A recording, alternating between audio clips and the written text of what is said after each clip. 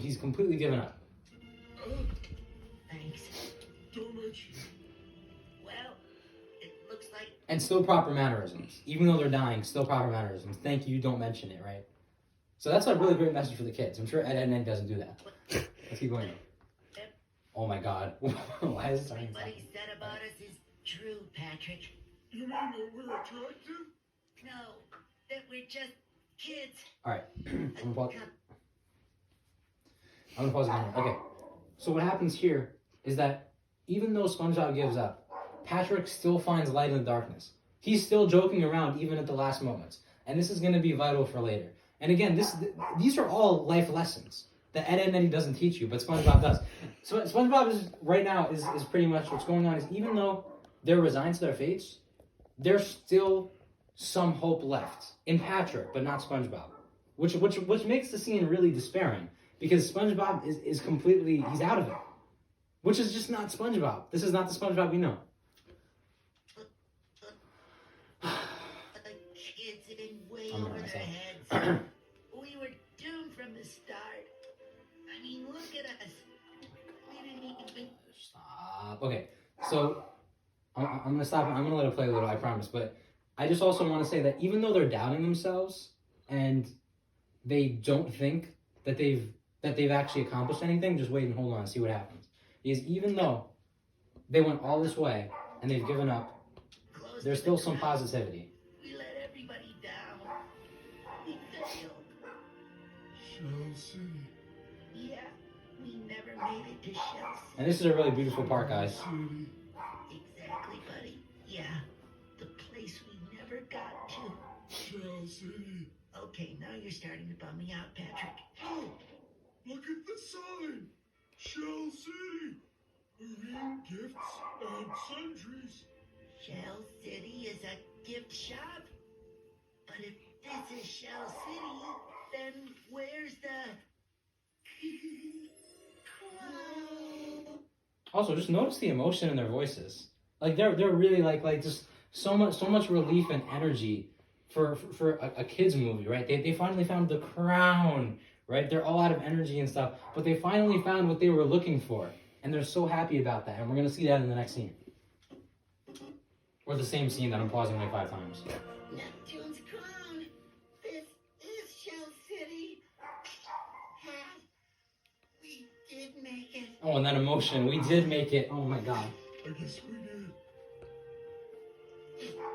We did all right for a couple of goofballs. So I want to note here that, again, even in their dying moments, they finally realized they made it, and they found happiness. Even though they're dying, they found it within themselves to be grateful and truly happy for the fact that they set out on a mission, and they succeeded. They proved everyone wrong. Even if no one knows, no one ever realizes what they did, and they die with no one else knowing what they did, they know that they succeeded. They know they did it. Okay? It's like kind of a big deal, okay? Okay.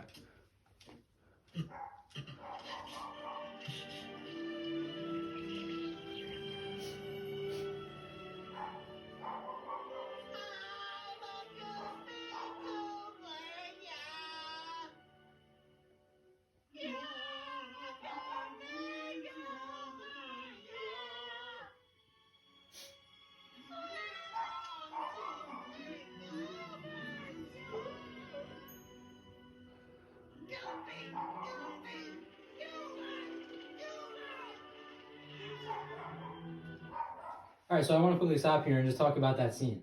So even though it sounded kind of silly and it sounded kind of stupid, I want to really stress the gravity of that scene.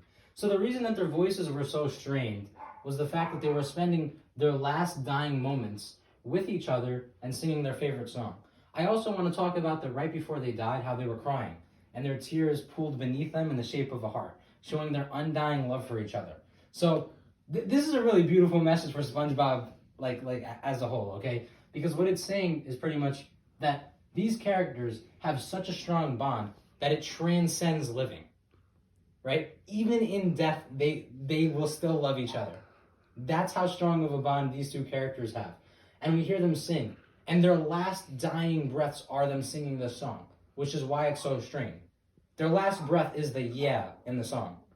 And they die. That's it. So they spend their last energy that they could use trying to fight or something just being happy and accepting what they have.